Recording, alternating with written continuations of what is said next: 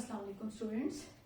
आज हमने topic number 12.5 start करना है जो कि है motion of charge particle moving in uniform magnetic field. ठीक है, तो सारी बातें इसमें वही हैं जो हमने थ्योरी सारी वही है जो हमने प्रीवियस टॉपिक नंबर 12.4 में डिस्कस की है। जस्ट अगर आपको मैं रिकॉल करवाऊं तो प्रीवियस टॉपिक में हमने पढ़ा कि मूविंग चार्ज पार्टिकल के ऊपर मैग्नेटिक फील्ड में जो फोर्स लग रही है उसको हम Q V B sine theta कहते हैं। ठीक है, एन यूनिट वेक्टर लगाते हैं और ये जो फोर्स किसी भी मूविंग चार्ज पार्टिकल के ऊपर लग रही होती है मैग्नीट्यूड ये है और डायरेक्शन जो है वो हम फ्लेमिंग्स लेफ्ट हैंड रूल या राइट हैंड पाम रूल से कैलकुलेट कर सकते हैं। ठीक है, और फिर आपको मैंने बताया था कि फोर्स मैक्सिमम तब होती है जब एंगल 90 डिग्री का होता है। वी और बी के दरमियान में 90 डिग्री का एंगल होता है और 90 डिग्री का एंगल का मतलब ये होता है कि वी और बी आपस में परपेंडिकुलर होते हैं। ठीक है, और फिर मैंने आपको ये बताया था कि जब वी और बी के दरमियान में 90 डिग्री का एंगल होता है तो पिछले टॉपिक में मैंने आपसे कहा था कि आपने याद रखना है कि चार्ज पार्टिकल का जो है वो सर्कुलर पाथ में मूव करेगा। ठीक है, आप यूं कह सकते हैं कि आज के टॉपिक में हम इस बात को प्रूव करके दिखाएंगे कि आया चार्ज पार्टिकल सर्कुलर पाथ में मूव करता है जब इन दोनों के दरमियान में एंगल 90 डिग्री हो या नहीं करता। सो उस चीज को देखने के लिए हम स्टार्ट करते हैं कि मैग्नेटिक फील्ड बनानी है। तो देखिए ये मैंने मैग्नेटिक फील्ड रिप्रेजेंट कर दी, क्रॉस या डॉट से हम रिप्रेजेंट कर सकते होते हैं। अगर मैंने क्रॉस से रिप्रेजेंट की इसका मतलब है magnetic field into the plane of paper है।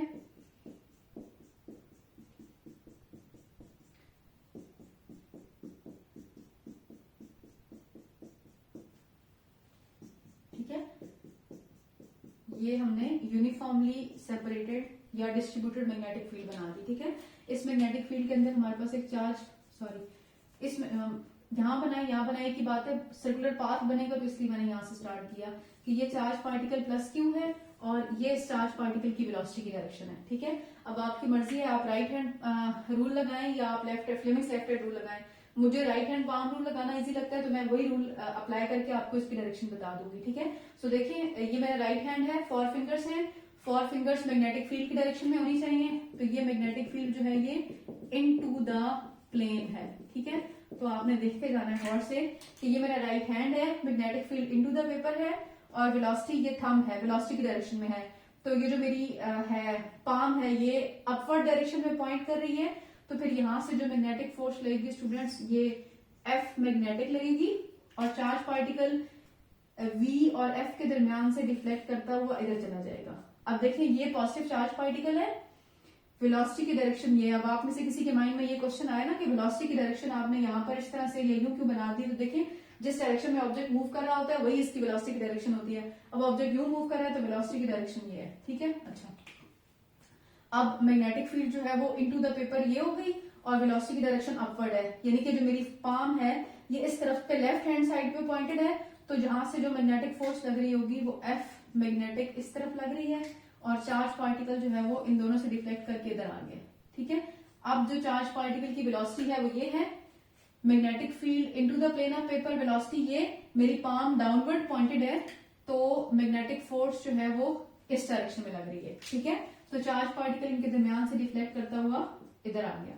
अब स्टूडेंट्स वेलोसिटी की डायरेक्शन ये है, magnetic field into the plane, velocity की डायरेक्शन डाउनवर्ड। तो ये जो मेरी पाम है ये राइटवर्ड पॉइंटेड है तो मैग्नेटिक फोर्स की डायरेक्शन ये हो गई और चार्ज पार्टिकल में दरमियान से यूं मूव करना शुरू कर दिया, डिफ्लेक्ट करना शुरू कर दिया। इसका मतलब है देखिए जब एंगल मैग्नेटिक फील्ड के दरमियान में और वेलोसिटी के दरमियान में 90 डिग्री का था तो चार्ज पार्टिकल ने एक सर्कुलर पाथ में मूव करना शुरू किया। ठीक है, अच्छा अब यहां से आपको जो एक इंपॉर्टेंट पॉइंट या एक इंपॉर्टेंट बात देखने को मिल रही है स्टूडेंट्स, वो ये मिल रही है कि एफ मैग्नेटिक देखें इस तरफ डायरेक्टेड है, एफ मैग्नेटिक देखें डाउनवर्ड डायरेक्टेड है, एफ मैग्नेटिक राइटवर्ड डायरेक्टेड है, एफ मैग्नेटिक अपवर्ड डायरेक्टेड है। इसका मतलब है आप यूं कह सकते हैं ना कि ये जो मैग्नेटिक फोर्स है ये towards the centre of the circle directed है। तो फिर अगर आप अपना प्रीवियस नॉलेज रिकॉल करें मैट्रिक वाला तो आपने पढ़ा होता है कि ऐसी फोर्स जो किसी भी ऑब्जेक्ट को towards the centre of the circle push करती है हम उसको क्या कहते हैं, मे बी आप में से बहुत से लोगों के माइंड में आ भी गया होगा, हम उसको कहते हैं सेंट्रीपीटल फोर्स। इसका मतलब है कि मैं यहाँ पर लिख दूं ना कि एफ मैग्नेटिक एफ सी के इक्वल है, ये भी एफ सी के इक्वल है, यहां से भी एफ सी के इक्वल है और यहां से भी ये एफ सी के इक्वल है। ऐसे ही हो गया ना। तो बस यही बात आपने थ्योरी में लिखनी है कि जब भी आप किसी भी मूविंग चार्ज पार्टिकल को मैग्नेटिक फोर्स के अंदर मैग्नेटिक फील्ड के अंदर रखेंगे, मैग्नेटिक फील्ड में रखने से वो चार्ज पार्टिकल अपने रास्ते से डिफ्लेक्ट हो जाएगा। जब मैग्नेटिक फोर्स मैक्सिमम होगी यानी कि V और B के दरमियान में 90 डिग्री का एंगल होगा तो वो चार्ज पार्टिकुलर सर्कुलर पाथ में डिफ्लेक्शन शो करेगा। वो डिफ्लेक्शन कैसे शो होगी वो हमने राइट हैंड पाम रूल लगाकर यहाँ पर डिफरेंट पॉइंट्स पर रिप्रेजेंट करके देख ली है। अब हमने जस्ट इसके लिए छोटी सी डेरिवेशन करनी है और वो क्या है जी कि एफ मैग्नेटिक का जो फॉर्मूला है स्टूडेंट्स वो होता है QVB, इसको मैं वेव नंबर 1 कह देती हूँ। और जो दूसरी फोर्स, ये जो मैग्नेटिक फोर्स है किस चीज के इक्वल है, सेंट्रीपिटल फोर्स के, सेंट्रीपिटल फोर्स है mv²r, ये इक्वेशन नंबर 2 है। तो हम कहते हैं कंबाइनिंग या इक्वेटिंग, आप जो भी कहें, 1 एंड 2 इक्वेशन। तो एफ मैग्नेटिक जो है वो FC के इक्वल है। एफ मैग्नेटिक इज QVB और FC इज mv²r, ठीक है। ये वाला B और ये वाला B कैंसिल, तो हमारे पास बन गया QB is equal to mv/r। Rearrange कर लें तो QBr is equal to mv।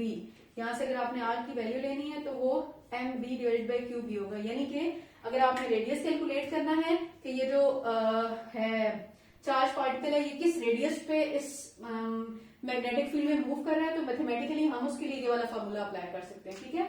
आप देखें, चूंकि चार्ज पार्टिकुलर सर्कुलर पाथ में मूव कर रहा है तो सर्कल में मूव करने वाले ऑब्जेक्ट की वेलोसिटी को हम एंगुलर वेलोसिटी कहते हैं। तो हम लिखेंगे as angular velocity is v is equal to r omega. तो putting in previous equation, putting in previous equation, तो हमारे पास क्या हो जाएगा, r is equal to m r omega divided by QB। ये r और ये r कैंसिल हो गया तो QB is equal to m omega, और ओमेगा क्या हो गया, QB बाय m। यानी कि हम जो है वो एंगुलर वेलोसिटी इस फॉर्मूले से भी यूज कर सकते हैं, ठीक है। अब हमें पता है कि as omega is equal to 2 pi by t,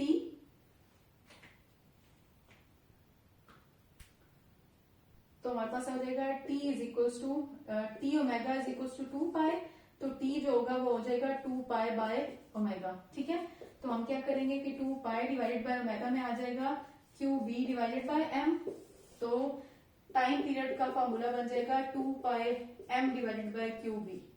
और अगर आपने यहां से फ्रीक्वेंसी कैलकुलेट करनी है तो स्टूडेंट्स फ्रीक्वेंसी होती है 1 ओवर टाइम पीरियड, तो हमारे पास आ जाएगा 1 divided by 2 pi m over QB। तो फ्रीक्वेंसी की वैल्यू हो जाएगी QB divided by 2 pi m, और इस फ्रीक्वेंसी को हम नाम देते हैं साइक्लोट्रॉन फ्रीक्वेंसी, ठीक है। यानी कि चार्ज पार्टिकल को जो साइकिल में सर्कुलर पैटर्न में मूव करने के लिए फ्रीक्वेंसी रिक्वायर्ड होती है वो फ्रीक्वेंसी आप इस फॉर्मूले से मैथमेटिकली कैलकुलेट कर सकते हैं, ठीक है। सो ये हमारा सिंपल सा टॉपिक था और पेपर पॉइंट ऑफ व्यू से इसकी डेरिवेशन काफी इंपॉर्टेंट है। थ्योरी में आपने बस यही बातें लिखनी है जो मैं आपको रिपीट कर चुकी। पिछले टॉपिक में भी हमने सीखी थी कि जब चार्ज पार्टिकल को मैग्नेटिक फील्ड में रखेंगे तो मैग्नेटिक फील्ड में रखने की मैग्नेटिक फील्ड से पास कराएंगे, रखेंगे नहीं सॉरी, पास कराएंगे तो चार्ज पार्टिकल का जो है वो डिफ्लेक्ट होता जाएगा। एंगल 90 डिग्री का था तो चार्ज पार्टिकल सर्कुलर पैटर्न में डिफ्लेक्ट करेगा। वो डिफ्लेक्शन हमने फोर्स की डायरेक्शन का रूल अप्लाई करके चेक कर ली, प्रूफ कर ली कि आया वाकई चार्ज पार्टिकल डिफ्लेक्ट करता है सर्कुलर पैटर्न में या नहीं। वो देखने से हमें ये पता चला कि ये जो मैग्नेटिक फोर्स है ये सेंट्रीपिटल फोर्स के इक्वल है। इन दोनों फोर्सेस को कंपेयर करें और कुछ मैथमेटिकल स्टेप्स करें तो आप एंगुलर फ्रीक्वेंसी और एंगुलर वेलोसिटी, टाइम पीरियड और साइक्लोट्रॉन फ्रीक्वेंसी का फॉर्मूला कैलकुलेट कर सकते हैं।